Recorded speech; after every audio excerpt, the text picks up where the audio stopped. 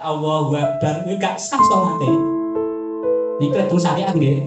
Niku kasih mak belum niat kan. Niatin jero ati dibatin. Dibatin kuwi napa boten? Yo ora ngono iku wis seneng kuwi jenenge dibatin. Irine. Kuwi jenenge samar. Paham?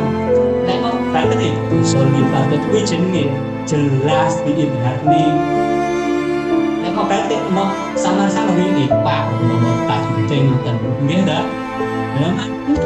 Kuwi bangsa niat iki bangsa ati dibatin. Sing dilapak niku seneng kok ning jero ati. Pomo niate mboten bangsa.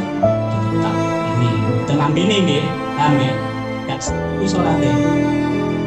Makanya aja rumangsa bener. Nyawang itu salah gak niat. Lho kowe paham apa gak nyalahne wong. Makanya ilmu kuwi ora tinggi nilai wong li. Yo sama lek paham iki nggih dandane aku dhewe lho pribadine awakmu dhewe. Ora tinggi justice wong li.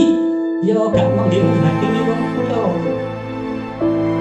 Makanya jangan nanti bu, donceng dhisik. Wis bener apa wis apa bener didandani dhisik. Dandani awake dhewe gak sampe nyalahno wong liya. Nggih ta? Jenengan wis dulang dulu. Kita ini tinggi berarti hukum itu berlaku untuk diri kita sendiri. Wong liya ya ben belajar.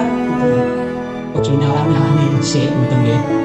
Donceng dhisik ojo rumangsa bener, ojo rumangsa apik. Itu loh ya, ibadah itu mriku. Makanya ayo bangsa hati ini masih bangsa sampai tanah hati, nggih ta? Asal bangsa batin. Jadi sholat itu diantara rukun-rukunnya sing dijelasne teng fikih, enek sing rupa gerakan, enek sing rupa pengucap. Rupa gerakan wis sampeyan ngangkat tangan mboten takbiratul.